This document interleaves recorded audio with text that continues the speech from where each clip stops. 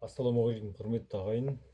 Бүгін мен сіздерге домбыраны оңай тартуға арналған мынадай схемамен таныстыратын боламын. Яғни осы қағаз алу арқылы сіздер домбыраны үйреніп кете аласыздар. Өте оңай.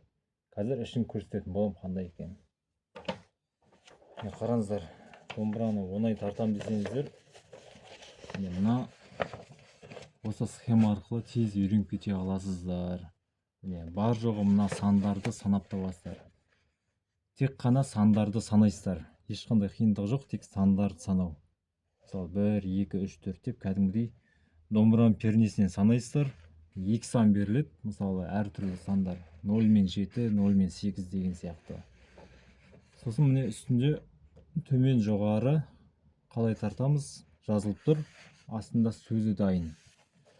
Осы схема арқылы бірден тартып кете аласыздар, өйткені қарапайым түрде жазылған, тек сандар арқылы. Көрдіңіздер ме, өте оңай, ыңғайлы сандар арқылы үйрену. Осы әдіс арқылы үйреніп алыңыздар.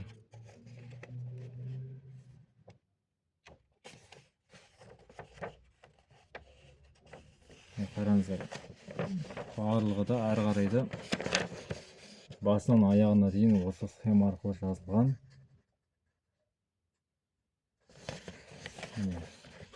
Осы схеманы алсаңыздар үйрене аласыздар бірден.